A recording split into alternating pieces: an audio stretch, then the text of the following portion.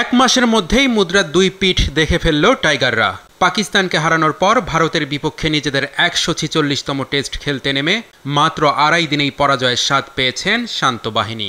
কানপুর টেস্টে লজ্জাজনকভাবে পরাজয় চোখে আঙুল দিয়ে দেখিয়ে দিয়েছে মানসম্পন্ন দলের বিপক্ষে টেস্টে কতটা অসহায় বাংলাদেশ।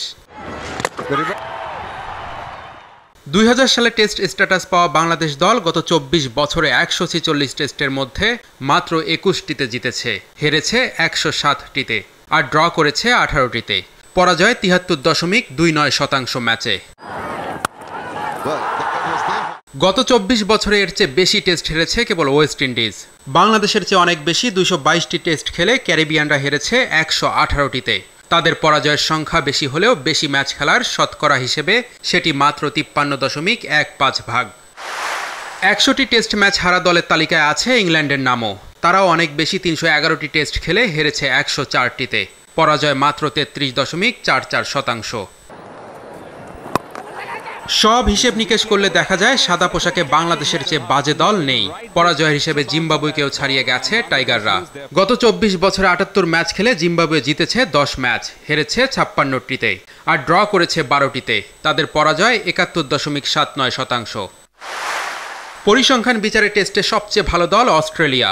২৪ বছরে তারা খেলেছে ২৬৪ টেস্ট, এর মাঝে জয় এসেছে ১৫৮টিতে আর হেরেছে ৬৪ টেস্ট।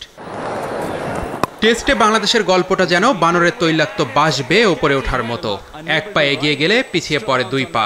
দলীয়ভাবে পিছিয়ে থাকলেও ক্রিকেটারদের ব্যক্তিগত অর্জন ঘটেছে অনেক। টেস্ট ইতিহাসে সর্বকনিষ্ঠ সেঞ্চুরি করার রেকর্ডটি এখন মোহাম্মদ আশরাফুলের দখলে। ২০০১ সালে শ্রীলঙ্কার বিপক্ষে ১৭ বছর ৬১ দিন বয়সে নিজের অভিষেকেই শতক হাঁকান আশরাফুল। ইতিহাসের তৃতীয় ক্রিকেটার হিসেবে ইয়ান বোথাম ও ইমরান খানের পর একই টেস্টে সেঞ্চুরি ও ১০ উইকেট নেয়ার কীর্তি রয়েছে সাকিব আল হাসানের। ২০১৪ সালে জিম্বাবুয়ের বিপক্ষে এই রেকর্ড গড়েন সাকিব। একই টেস্টে সেঞ্চুরি ও হ্যাটট্রিক করা বিশ্বের একমাত্র ক্রিকেটার সোহাগ গাজী। ২০১৩ সালে চট্টগ্রামে নিউজিল্যান্ডের বিপক্ষে এই কীর্তি দেখান তিনি।